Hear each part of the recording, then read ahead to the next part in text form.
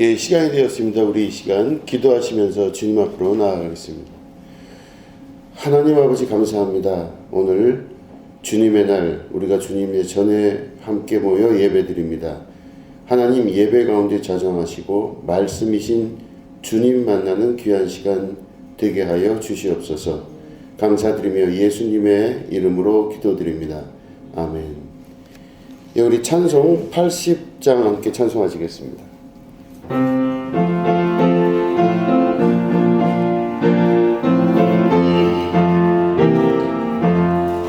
전지에 있는 이름 중 귀하고 높은 이름, 주 나시기 전 지으신 그 주의 이름 예수.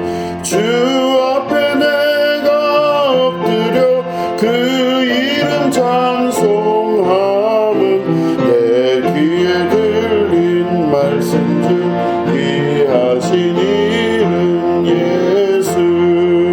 주 십자가에 달릴 때 명패에 쓰인 대로 저 유대인의 왕이요 곧 우리 왕이시라. 주 앞에 내가 엎드려 그 이름 찬송함은 내 귀에 들린 말씀 중 귀하신 이름 예수. 지금도 살아 계셔서 언제나 하시는 일, 나 같은 죄인 부르사 참 소망 주시도다. 주 앞에 내가 엎드려 그 이름 찬송함은 내 귀에 들린 말씀 중 귀하신 이름 예수. 주 예수께서 영원히 어제나 오늘이나 그 이름으로 우리에게 참 복을 내리신다.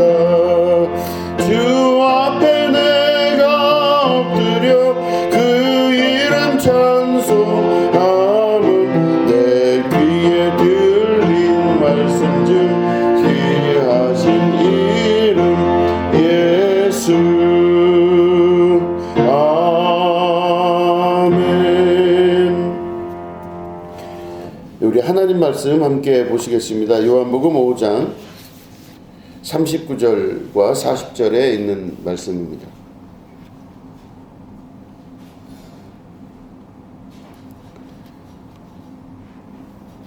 예, 요한복음 5장 39절과 40절을 우리 한 목소리로 읽도록 하겠습니다. 시작. 너희가 성경에서 영생을 얻는 줄 생각하고 성경을 연구하거니와 이 성경이 곧 내게 대하여 증언하는 것이니라. 그러나 너희가 영생을 얻기 위하여 내게 오기를 원하지 아니하는도다. 아멘. 예, 오늘은 모든 말씀은 예수님에게로 라는 제목 가지고 함께 말씀을 나누도록 하겠습니다. 인간의 역사 가운데 모든 발전이 이루어지게 되는 그 가장 중요한 계기는 고통과 고난이 있을 때입니다.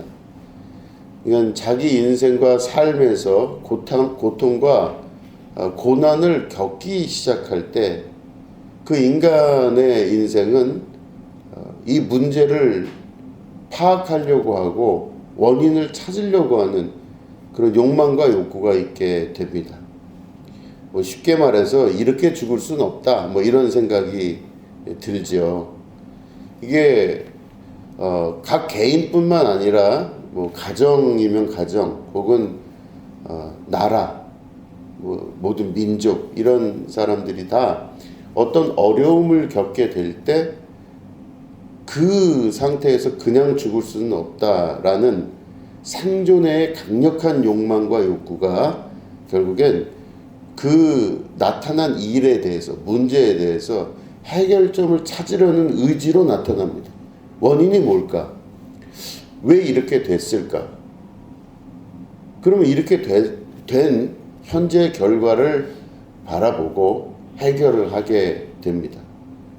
그리고 나서 그 다음에 미래를 어떻게 살아갈지에 대해서 깊이 생각하고 결정하게 되는 것이죠.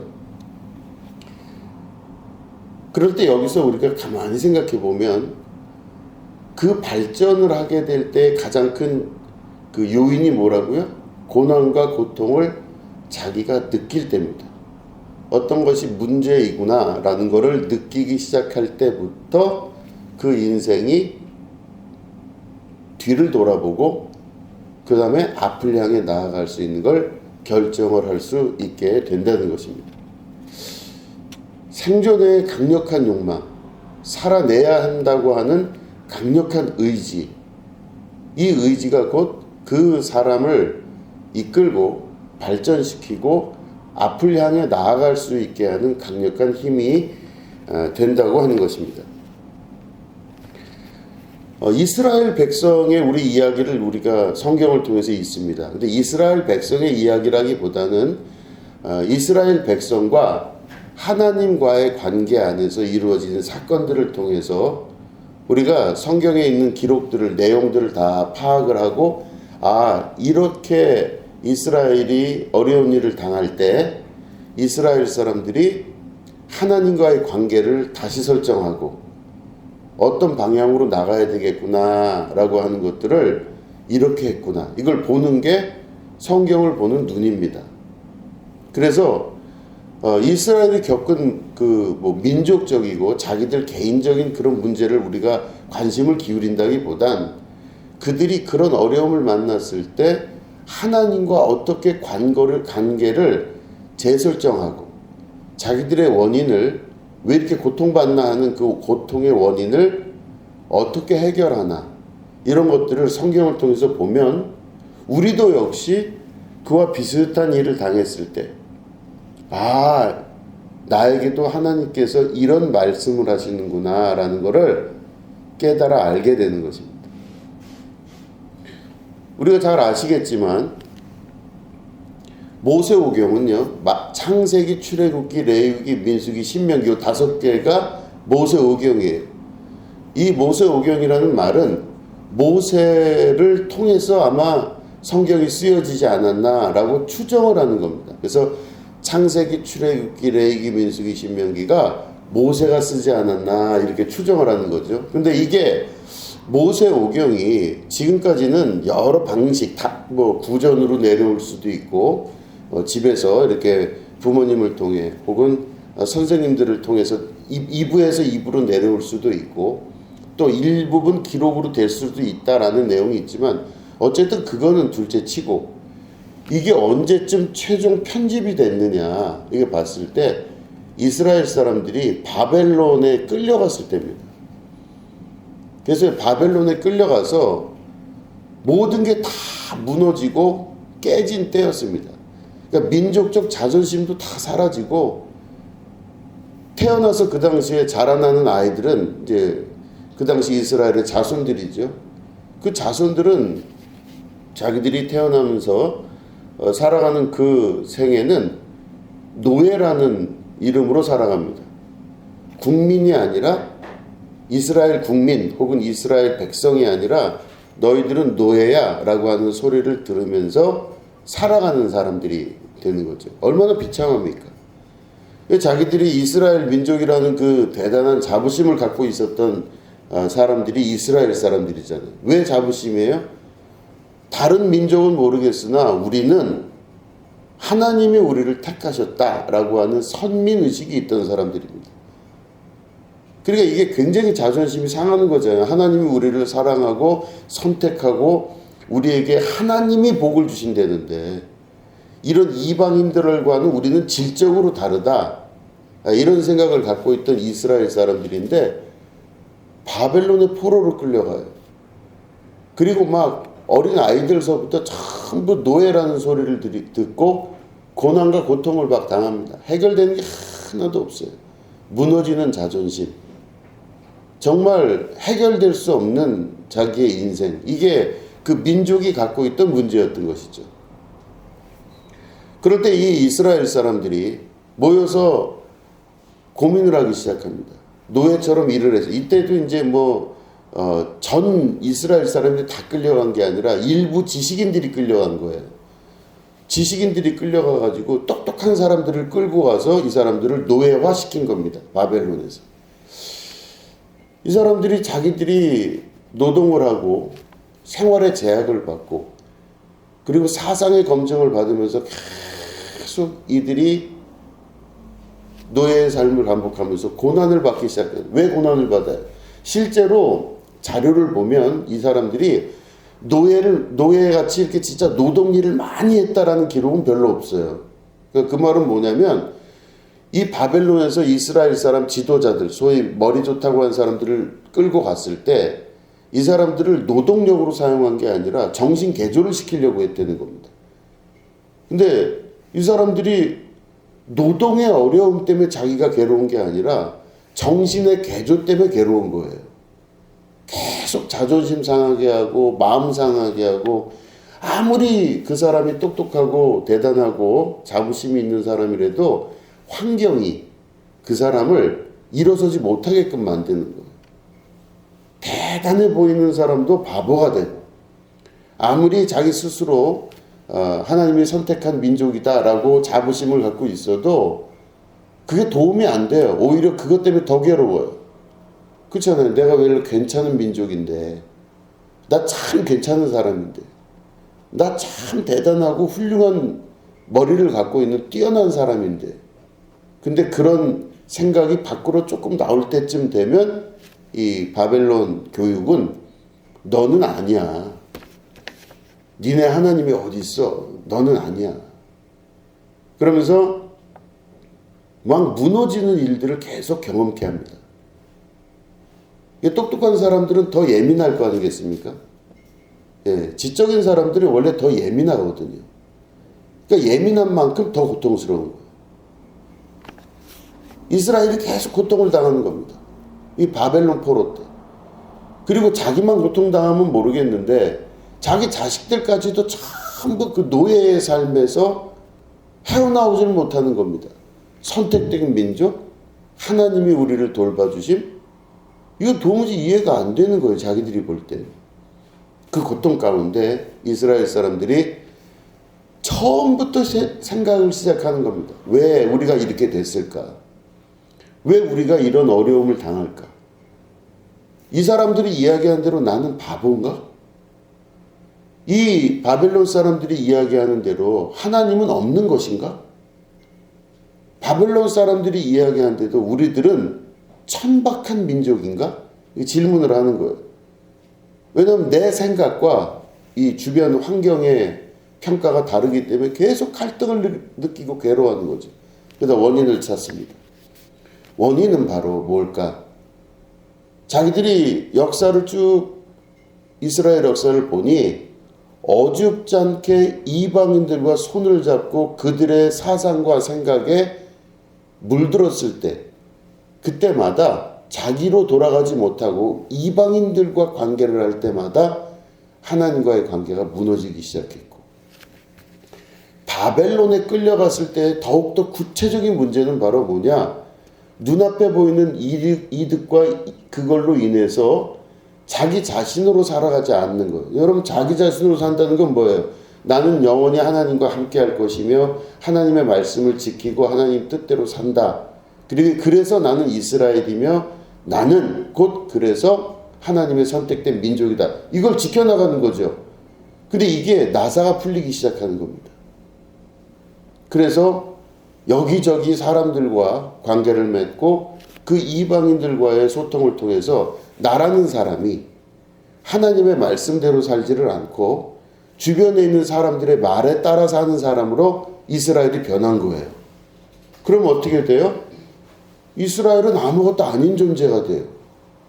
객관적으로 볼 때도 이스라엘은 인구도 많지 않고, 인구가 많지 않기 때문에 경제적인 것도 뭐 별로 좋지 않고, 그들은 그냥 떠도는 양치기 같은 느낌의 민족이었고, 이스라엘 사람들은, 유대인들은 기껏해야 자기 성 하나 지키는 정도밖에 보이지 않는, 객관적으로 볼 땐 그런 사람들인데, 자기들 주관적으로는 대단한 자존심을 갖고 있는 사람들이죠. 자존심을 버리고 이방인들과 소통을 시작하면서 그들은 객관적으로 그들의 말에 좌지우지 되는 사람으로 변하게 간 겁니다. 그렇게 되면 어떻게 되냐? 그 사람들이 그것대로 되는 거예요. 그래서 어떻게 돼요? 무너지고 깨지고 작살나고, 자기가 자기를 평가할 때도 그렇다라고 하는 낮은 수준의 자기 평가로 변하면서 결국엔 바벨론 포로로 끌려가게 되고, 바벨론 포로로 끌려가면서 역시 그 예상했던 대로 되는 겁니다. 하나님의 말씀대로 되는 게 아니라 자기들이 이방인과 소통하면서 가졌던 생각대로 자기들은 별거 아닌 인생들이고, 별것 아닌 족속이고, 아무것도 아닌 인생으로 그냥 바발려서 살아나가게 되는 것이죠. 그러니까 결론은 뭐예요? 하나님이 하지 말란 걸 우리가 했구나. 하나님의 말씀을 듣지 않고 사람들과의 관계 속에서 사람들의 이야기를 듣기 시작했구나. 이게 문제의 가장 중요한 원인이었던 거예요. 그럼 이 문제를 해결하려면 어떻게 하게 됐어요? 사람들의 이야기를 듣지 말아야 되겠죠. 이제부터는 하나님의 말씀을 듣기 시작해야 되는 겁니다. 그래서 이 포로로 끌려갔던 이스라엘 그 지도자들, 사람들이 모여서 자기들끼리 안 되겠다. 우리가 내 자녀들 뿐만 아니라 우리 대대손손 이 역사를 기록해야 되겠구나.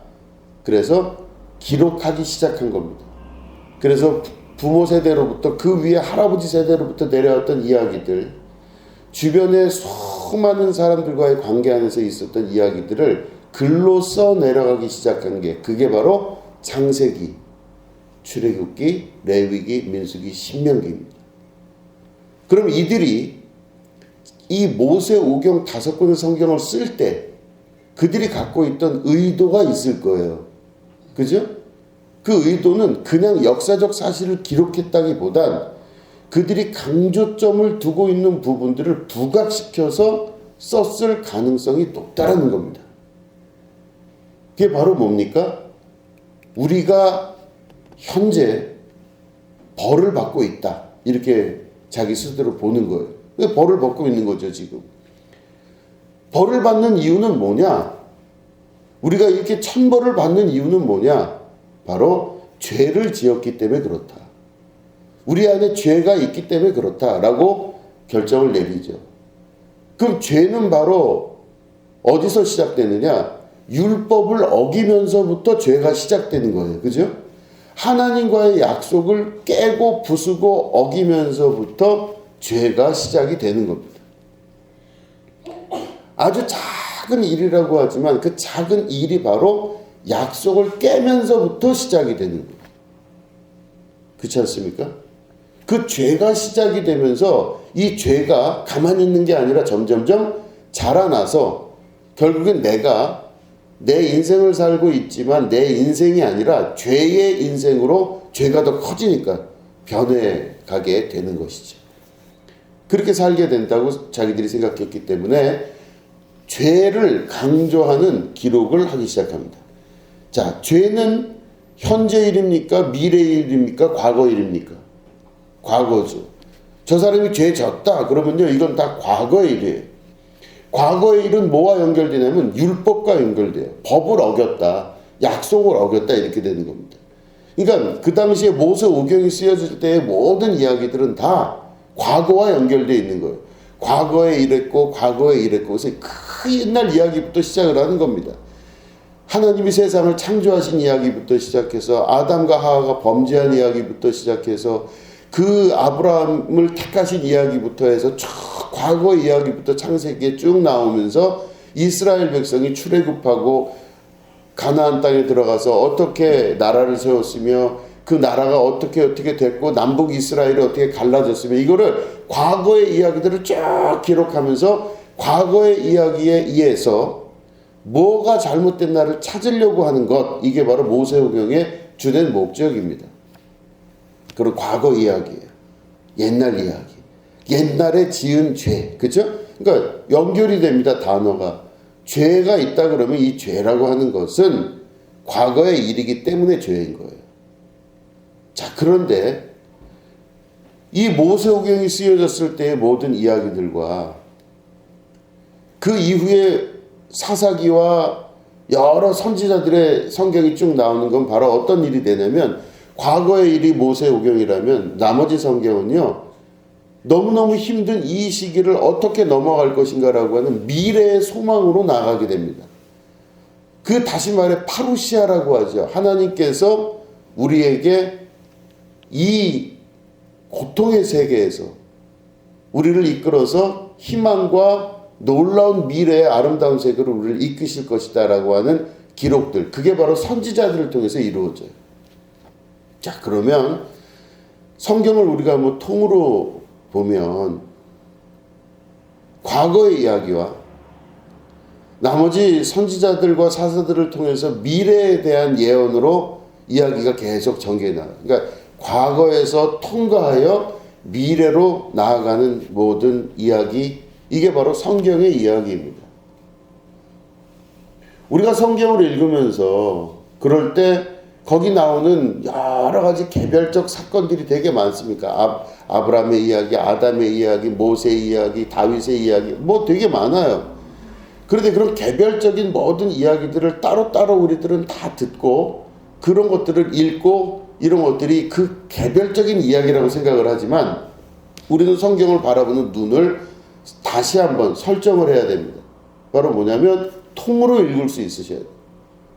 성경을 통으로 읽어야 됩니다. 창세기부터 요한계시록까지 통으로 읽는다고 하는 것은 이 성경이 가리키는 바가 무엇인가를 명확하게 이해하는 것이죠. 성경은 과연 무엇을 가리키는 것일까요?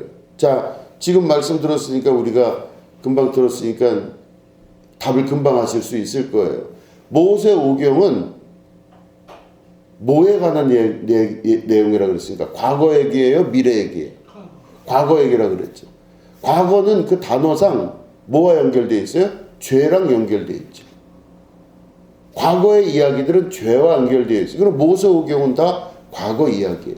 나머지는 뭐라고요? 미래 이야기를 말씀을 드렸습니다.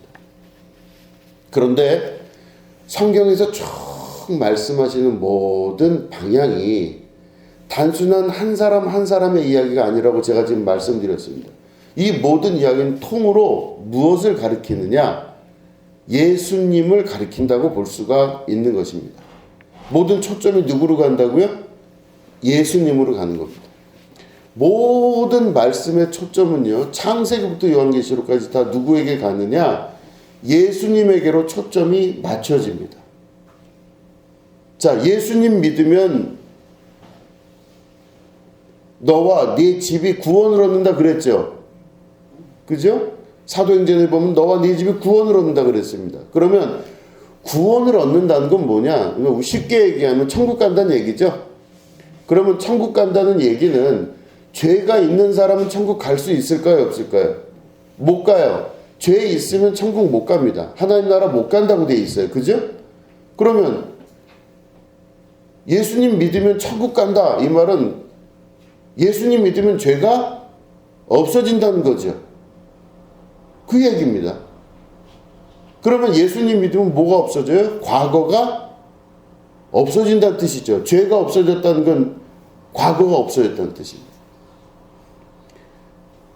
그러면 모세오경을 읽으면서 우리가 무엇을 알 수 있냐면, 이스라엘 백성이 자기들의 잘못된 원인을 찾고 잘못된 모든 것들을 다시 바라보기 시작할 때 이스라엘 백성은 과거를 봤던 거였었어요. 자기들의 죄를 바라보고 자기들의 잘못된 과거를 바라본 겁니다. 그럴 때 이 과거를 없앨 수 있는 방법을 끊임없이 하나님과의 관계 안에서 묻고 거기서 하나님의 답을 구하고 찾고 받은 거예요.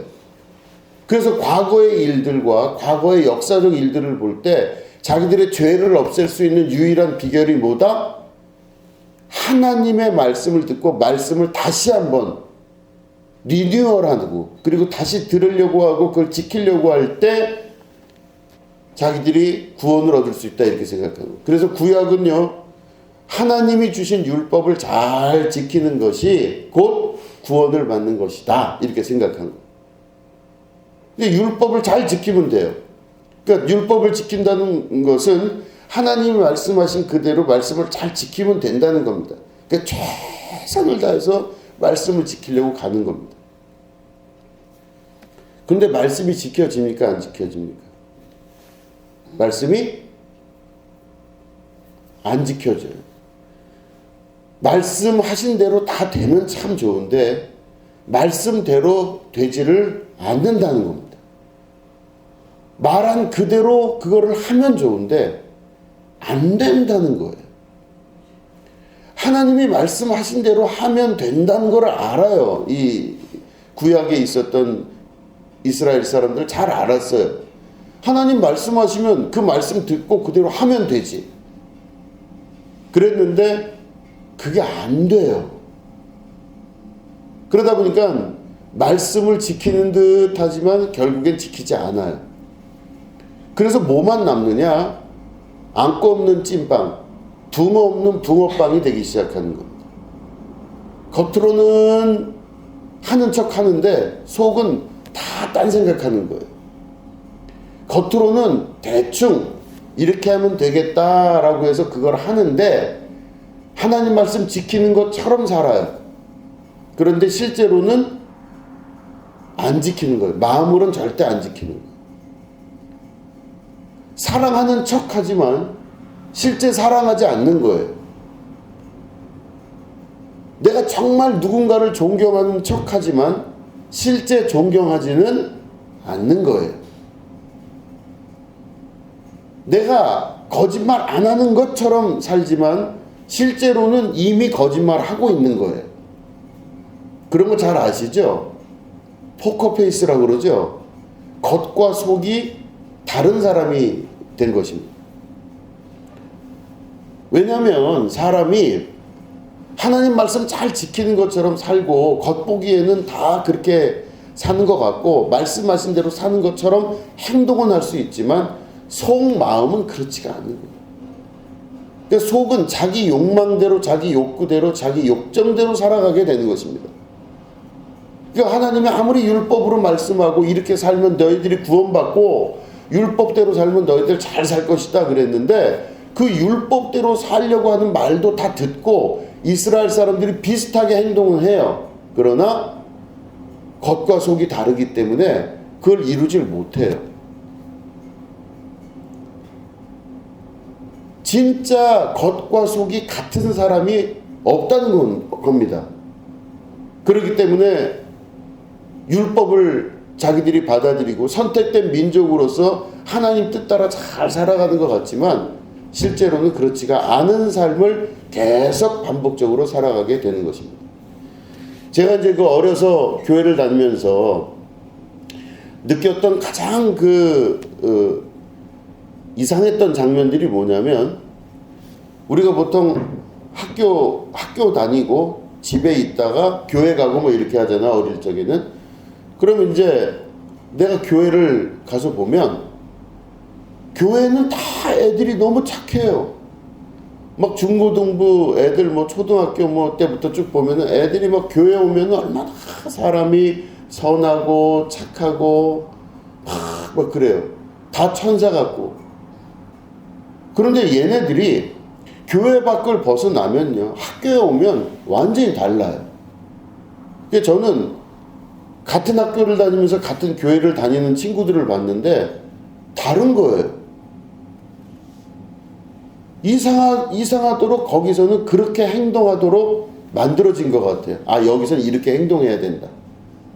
학교에서는 좀 자유롭게 하더라도 교회 가서는 자유롭게 하면 안 된다.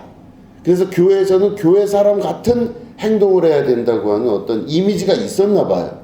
그러니까 거기 가서는 그렇게 행동하는 거예요. 그래서 제가 그걸 보고 어릴 적에 굉장히 충격을 많이 받았습니다. 또 목사님 자녀들에 관한 얘기를 막 들어보면 목사님 자녀들이 많이 힘들어한대요. 왜 그러냐? 목사님이 교회에서는 목사님인데 집으로 가면 꼭 폭군같이 행동한대요. 막 소리를 지르고 뭐 난리가 나나 봐요. 저도 그게 이상했어요. 왜 그럴까? 아니, 교회에서의 모습과 왜 가정에서의 모습이 왜 다를까? 그러니까 이상한 거잖아요. 이중적이잖아요.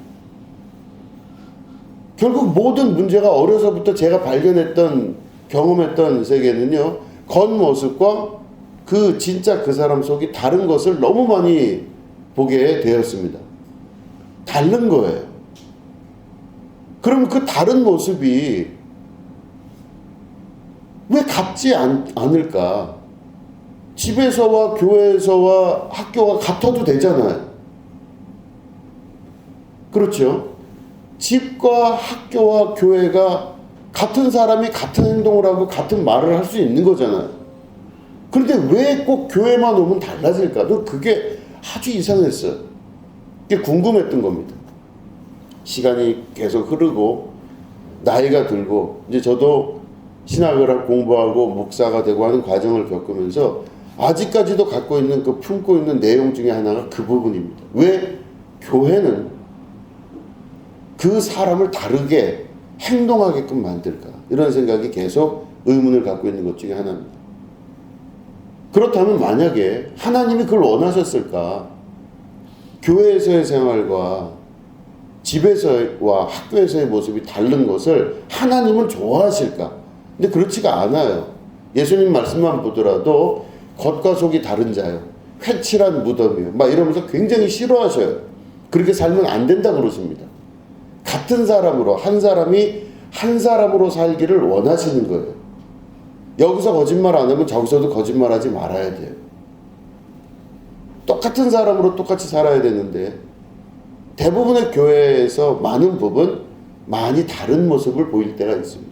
실제의 모습과 교회의 모습이 달라요. 여기서는 아주 훌륭한 목사님인데 집에 가서는 완전 폭군처럼 변하고 말도 안 되는 아버지로 변하는 경우도 있고, 이런 많은 경우에 있어서 왜 이렇게 이중적인 삶을 살까? 바로 뭐냐면 사람이 본성, 자기의 본성과 율법과의 괴리가 있기 때문에 그래요. 그러니까 잘 율법을 지키고 싶은데 내가 겉모양으로는 율법을 지키는 거예요. 교회에서 그렇게 행동하고 이렇게 살아가는 건 하지만 속 사람까지 그렇게 변하지는 않는 겁니다. 그러니까 구약에서 보면 이스라엘 사람들이 나중에는 하나님 말씀 잘 들어야 되겠다, 모세오경 잘 저렇게 하고 지켜야 되겠다 하고 예루살렘 성전이 재건되고 느헤미야에 의해서 나중에 다 돌아오게 되고 여러 일들을 겪으면서 이스라엘 사람들이 뜨거운 열정과 마음으로 말씀을 잘 지켜야 되겠다 각오를 했지만 그게 잘 안 돼요. 또 이스라엘 사람들은 또다시 겉모양으로는 율법을 지키되 속 사람은 그렇지가 않은 사람으로 또 이 사람들이 살아가게 됩니다. 또 바뀌어요. 겉과 속이 계속해서 분리된 상태로 이스라엘이 살다 보니 이스라엘이 또 고난을 당하고 또 고초를 당하는 겁니다. 우리의 인생과 삶도 다 마찬가지 부분이 있다는 것을 우리가 기억해야 됩니다. 우리의 인생도 겉과 속이 다 달라요. 그래서 겉의 삶을 살기는 내가 사람이니까 사람으로서의 삶을 산다고 겉모양은 하고 있지만 속은 짐승과 같은 삶을 살 수도 있는 거죠. 그죠? 인면수심이라고 그러잖아요. 겉에는 사람 모습이지만 속은 짐승과 같다 이렇게. 그러니까 결국에는 자기 욕망을 포기하지 못하고 자기 안에 있는 끓어오르는 욕정과 욕망을 제어하지 못하고 결국엔 겉사람으로만 살아가는 그 인생들이 곧 구약에서 이야기했던 모든 이스라엘 사람들의 모습이었다는 것입니다. 그래서 그들은 모세오경 안에서 그들의 역사를 보면 끊임없이 자기를 관리하기 위해서, 하나님 말씀 듣게 하기 위해서 하나님이 이때 이런 벌을 내리셨고 이때 이런 어려움을 우리에게 주셨고 이때 이런 상황이 있었었다라고 계속적으로 구약에서는 그걸 반복하면서 죄를 없애기 위해서 그래서 죄를 없애기 위해서 율법을 잘 지키는 방법으로 살아가게끔 계속해서 독려하는 것을 볼 수가 있습니다. 그런데 말씀드린 대로 완전하게 이루어지지가 않아요. 완성이 안 된다는 뜻입니다. 아무리 해도 사람은 그 이상을 넘어갈 수가 없나 봅니다. 넘어가지를 못하는 겁니다. 그 이상 넘어가지 못하고 그 다음으로 넘어가지를 못하는 거예요. 그러니까 사람은 결국엔 겉사람의 모습만 살다가 속사람은 완전한 욕망의 덩어리로 살다가 인생이 끝나 버리고 마는 것입니다. 인간관계뿐만 아니라 우리가 살고 있는 많은 세상의 사람들 속에서도 겉으로 보여주는 모습에 시스템이 있어요. 그런데 이 시스템이 조금 약해지면요, 사람들의 욕망과 욕구가 막 터져나오기 시작합니다. 이거를 제압할 수 없을 정도로 우리 안에 있는, 인간 본성 안에 있는 악한 본성들이 튀어나오기 시작해요. 악하다는 건 뭐냐면요, 자기중심적으로 생각하고 자기만 생각하는 게 악한 본성이잖아요.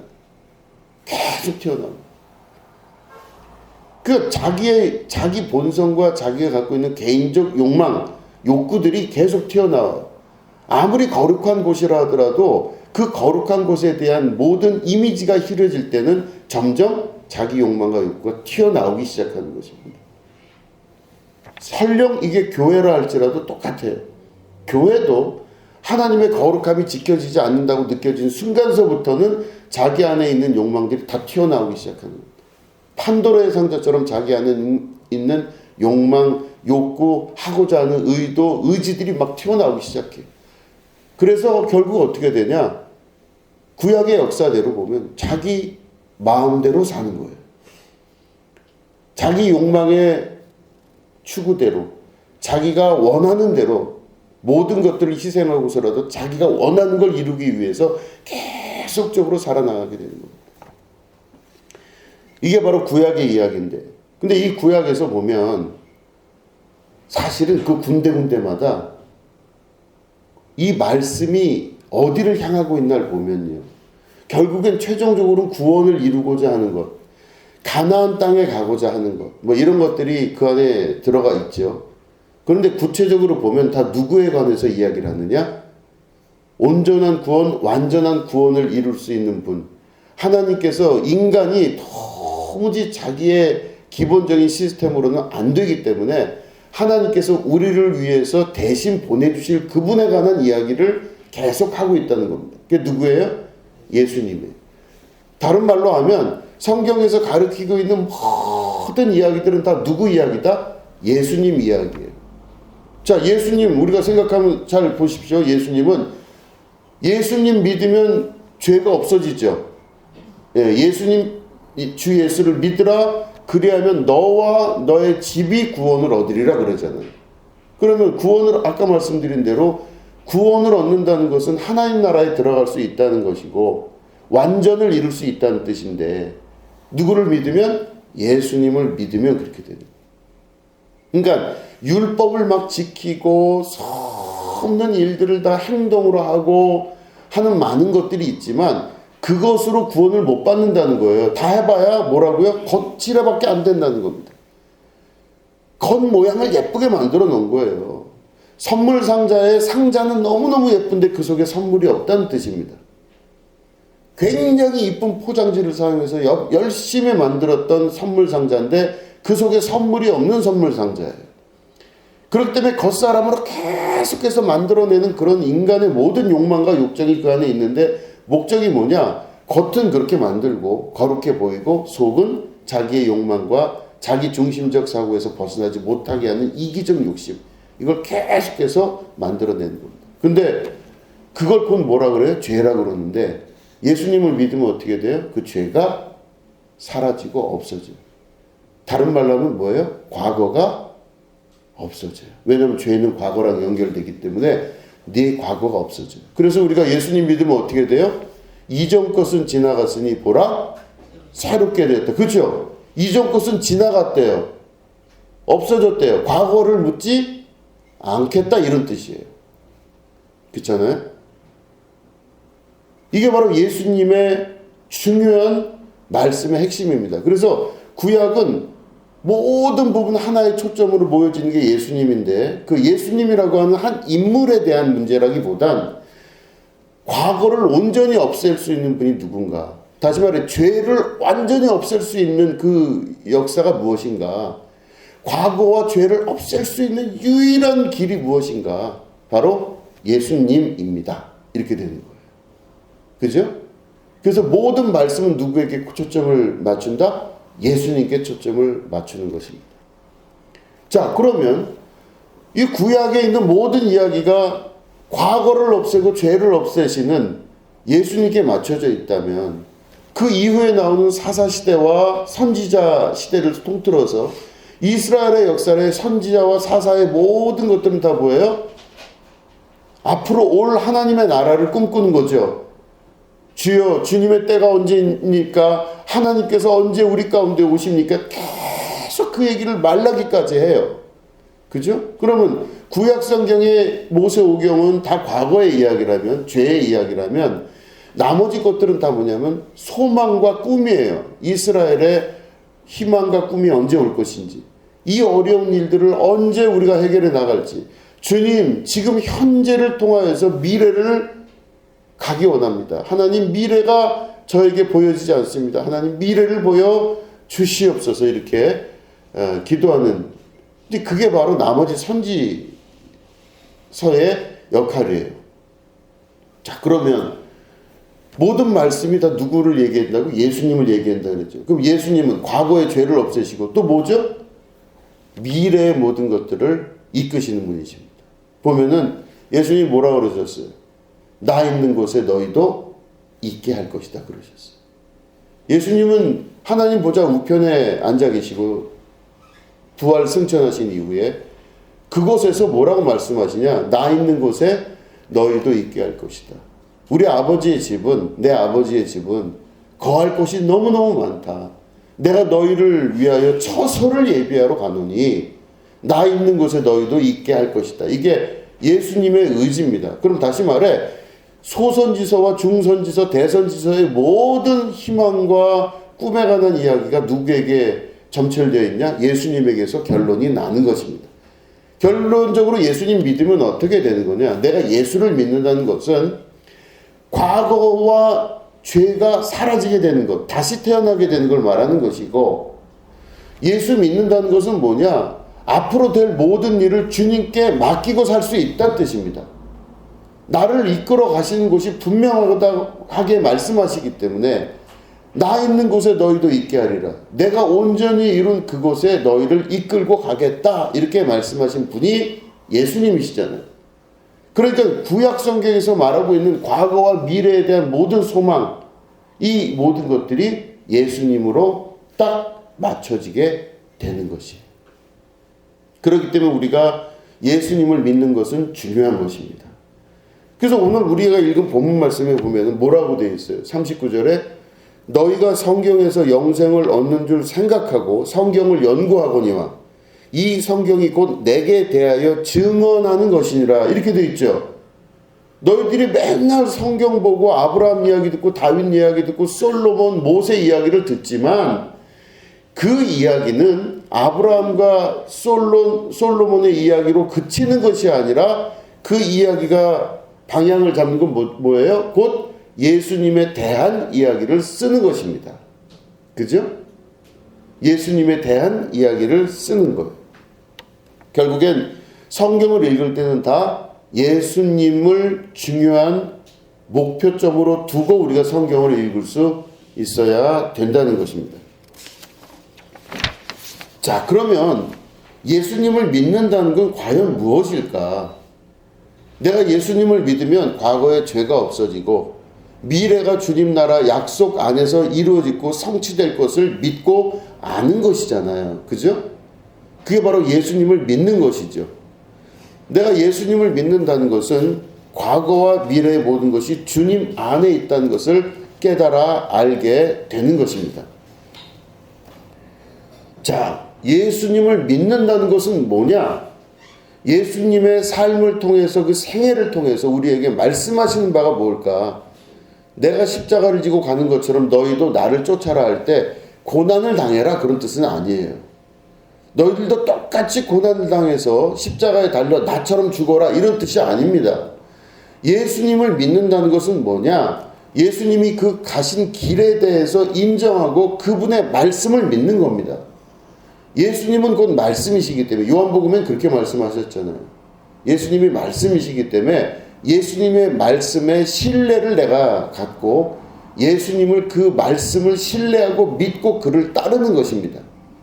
어떤 일이 있을 때마다 그분의 말씀을 듣고 따르고 결정할 수 있을 때 이게 바로 예수님의 말씀을 내가 이루어 가는 것입니다. 예수님의 말씀을 이루게 되면 어떤 일이 벌어지느냐? 바로 진정으로 싸워야 될 대상이 누군지에 대해서 말씀하십니다. 누구예요? 육체에서 계속적으로 요구하는 자기 욕망과 자기 중심적 사고가 계속해서 나타나는 거예요. 예수님도 그걸 계속 겪으셨어요. 성경에서 보면요, 예수님이 겟세마네 동산에서 괴로워하시잖아요.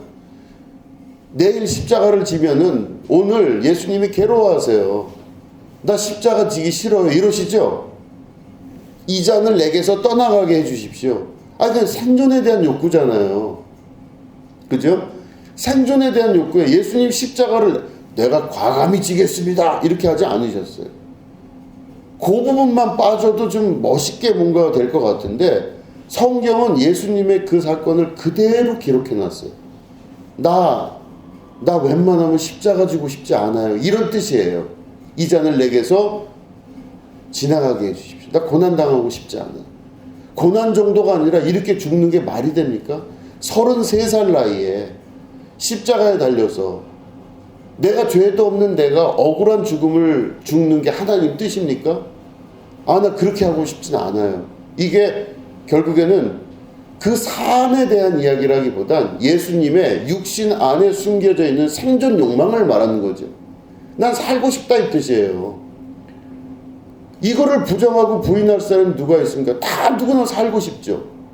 잘 살고 싶어요. 내가 생존에 대한 욕망과 욕구가 당연히 있는 것입니다.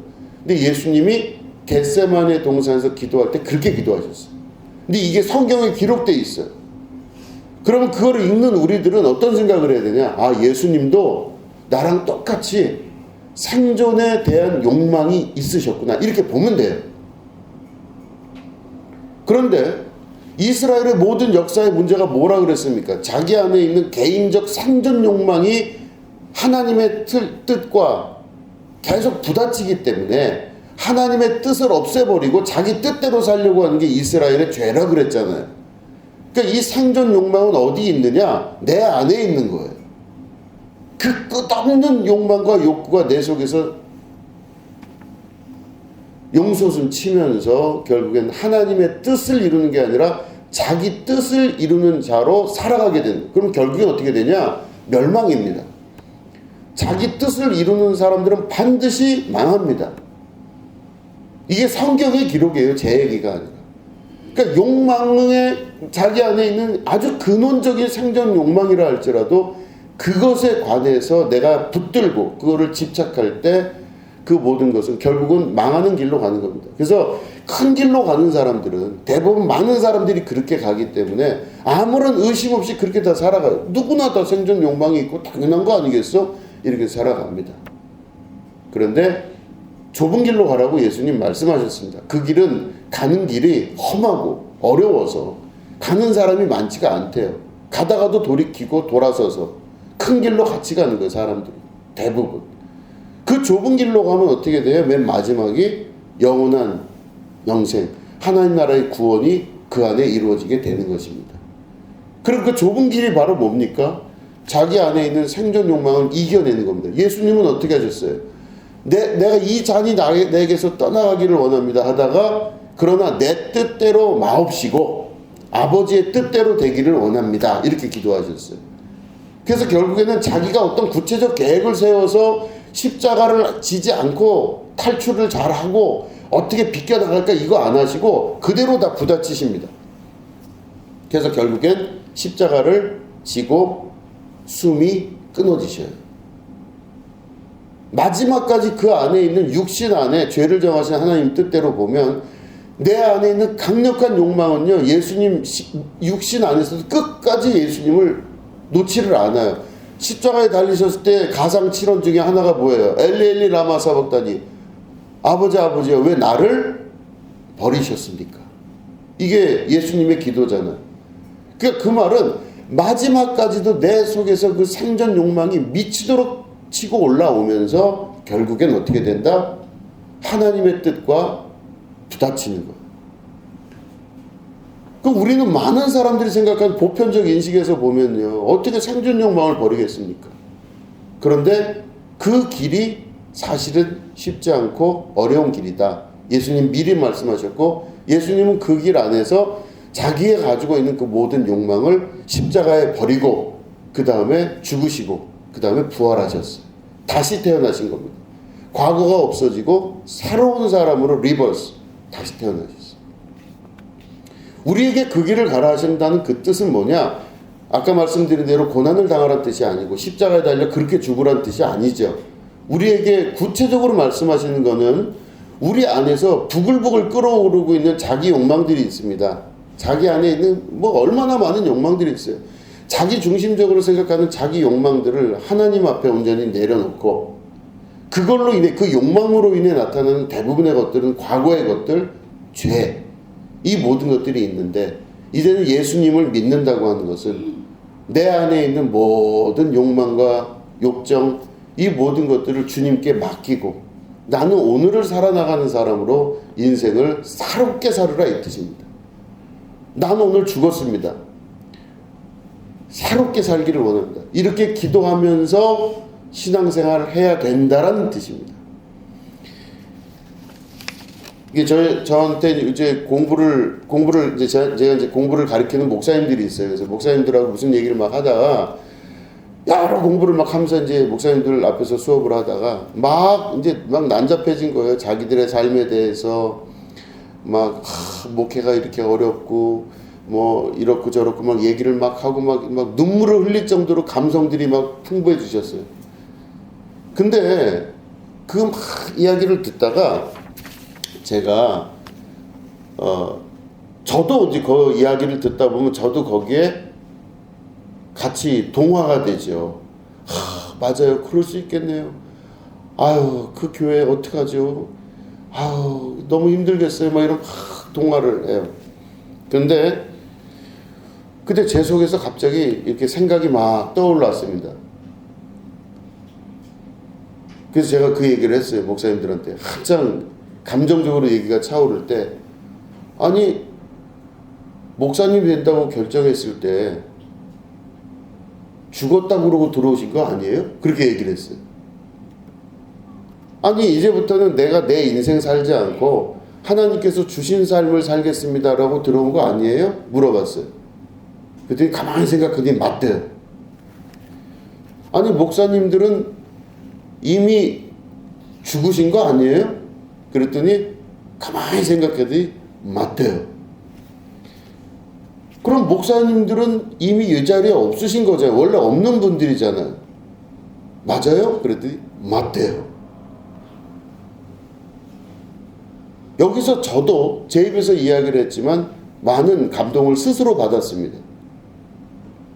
예수를 믿는다는 건 뭐냐? 구체적으로 예수를 믿는다는 건 뭐냐? 그러면요, 내가 막 율법적으로 내 삶을 어떻게 하고 이러는 게 아니라 맡기고 사는 삶을 사는 겁니다. 누구에게? 하나님께 맡기는 거예요. 옳다 그르다 맞다 안 맞다를 내가 평가하지 않으려고 합니다. 인간의 욕망은요, 저 속에서요, 무언가가 옳다 그르다를 자꾸 판단하고 싶어 하잖아요. 그죠? 이게 맞다 안 맞다를 판단하고 싶어 해요. 그러면요, 살다 보면 별의별 맞는 것과 별의별 맞지 않는 것들이 나오겠지만, 그런 모든 것들이 내 안에서 용솟음 치기 시작할 때 결국에는 내가 나를 택하지 않고 하나님의 뜻을 택할 수 있는 사람이 되는 것이죠. 그게 굉장히 쉽지가 않은 어려운 일이라는 거죠. 예수님의 죽음은 결국에는 자기 자신을 택하지 않고 하나님 뜻을 택하는 것이었습니다. 결국엔 자기가 판단 내리는 모든 것들을 내려놓고 예수님은 십자가에 달려 죽으시는 거죠. 그럴 때 나타나는 결과는 부활과 영생과 구원의 역사가 이루어지게 되는 것이죠. 신앙생활을 한다는 것은 결국은 자기 자신을 없애는 작업들입니다. 자기 자신을 없애고 자기에 있는 판별심, 분별심을 없애는 것입니다.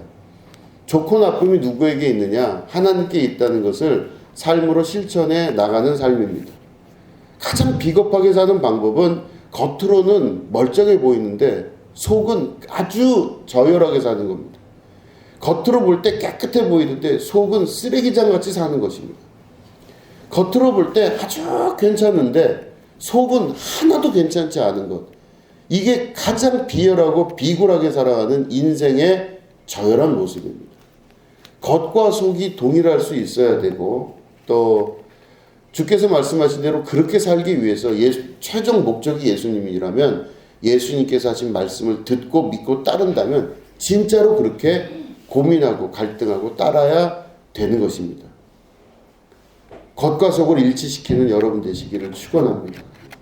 그죠? 겉사람은 어떻게 된다고 그랬었어요? 날로 후패하나 점점 없어진대요. 겉사람은 다 없어질 거예요. 내가 괜찮다고 생각해서 겉으로 해놨던 대부분의 것들은 다 잊혀진 바 되가 없어지겠지만 속사람은 날로 창궐하게 됩니다. 내가 내 마음으로 하나님과 함께 한다면요, 그 사람 인생과 삶이 하나님 뜻 안에서 새롭게 태어나는 의대 가운데로 살아나가게 되는 것입니다. 그죠?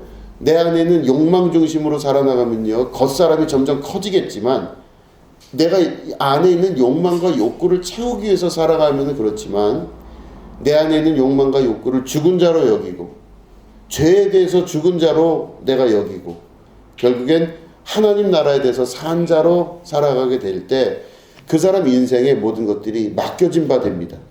그러면 하나님이 이끄시고 책임지시는 것을 경험하고 사는 자가 되는 것이죠. 적당히 하다가 눈 휙 돌아서 자기 뜻대로 가고 적당히 하다가 하는 척 하다가 다시 또 휙 돌아서 자기 뜻대로 돌아가고 그런 게 이스라엘의 역사였다면 우리들은 더 이상 그런 길로 걷지 않고 성경을 읽고 예수님을 결론적으로 믿을 때 우리들은 그런 삶이 아니라 주께서 우리들을 이끌어 가시는 그 놀라운 삶을 살아갈 수가 있게 되는 것입니다. 하나님께 여러분 맡기시기 바랍니다. 정말 하나님께 맡기시기 바랍니다. 정말 하나님께 내 인생과 삶을 맡기고 역사를 맡길 때 자기 안에 있는 모든 욕망이 일순간 죽은 자처럼 변하게 되고 하나님의 뜻이 그곳 안에 이루어지게 되는 것입니다. 하나님의 영광이 바로 죽은 자들 가운데서 살리시는 역사로 일어나게 되는 것. 이게 바로 기독교 신앙이며 믿음의 결론입니다. 여러분 모두 이런 결론을 인생에서 맺게 되기를 축원합니다. 그걸로 인해 승리하시는 여러분 되시기를 주님의 이름으로 축원합니다. 기도하겠습니다. 하나님 아버지 감사합니다. 성경의 모든 결론은 예수님이십니다. 그 예수님의 말씀대로 살 줄 아는 사람 되게 하여 주시옵소서. 자기 안에 있는 욕망을 쫓아가지 아니하고 하나님의 뜻을 쫓아 살아갈 줄 아는 예수님 닮은 자로 살아나게 하여 주시옵소서. 감사드리며 예수님의 이름으로 기도드립니다. 아멘. 예, 우리 찬양하시면서 준비하신 예물을 하나님께 드리겠습니다.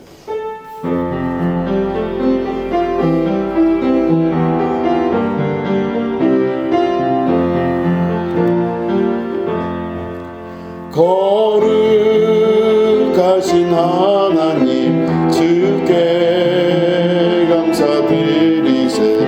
날 위해 이 땅에 오신 독생자 예수 나의 맘과 뜻 다해 주를 사랑합니다. 날 위해 이 땅에 오신 독생자 예수 내가 약할 때 강함 주시네.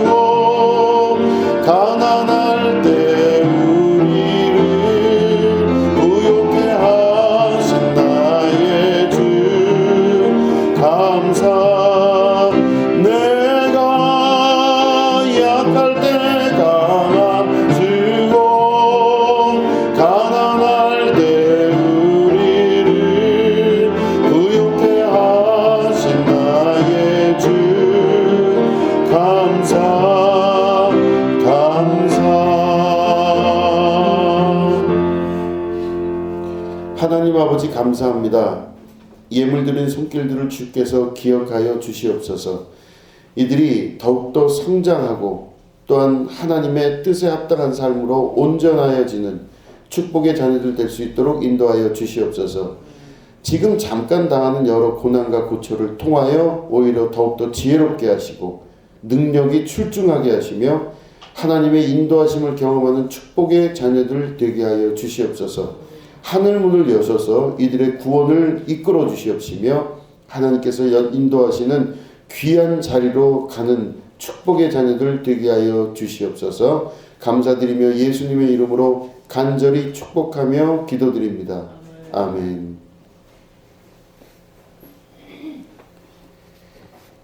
예, 우리 자리에서 일어나셔서 같이 찬양하시고 예배를 마치겠습니다. 그 영광이 온 땅에 충만, 그 영광이 온 땅에 충만, 그 영광이 온 땅에 충만, 거룩하신 주, 온 세상 죄를 구속하셨네, 온 세상 죄를 구속하셨네, 온 세상 죄를 구속하셨네, 어린 양 예수. 하나님 아버지, 우리의 인생은 우리의 욕망과 욕심이 끊임없이 우리 안에서 이끌어가는 삶인 걸 고백합니다. 그러나 하나님, 내 안에 있는 욕망을 또한 욕심을 주님 앞에 봉헌하여 드리고 오늘 새롭게 태어난 사람으로서 예수님 따라 살아갈 줄 아는 주님의 백성 되게 하여 주시옵소서. 율법을 이루기 위해서 행동에 연연하지 않게 하시고 오로지 속사람이 강건해지는 결단 내리며 주님께 합당한 자로서 구원받은 자로서 축복을 받는 자로서 미래를 주님 앞에 보장받는 자로서 살아가게 인도하여 주시옵소서. 지금은 우리 구주 예수 그리스도의 은혜와 하나님 아버지의 지극하고 무궁하신 사랑과 성령님의 감화감동 축복 교통 역사하심이 오늘 예배 가운데 함께하는 주님의 거룩한 백성들 위에 지금부터 영원히 함께 하옵시기를 간절히 축원하옵나이다. 아멘.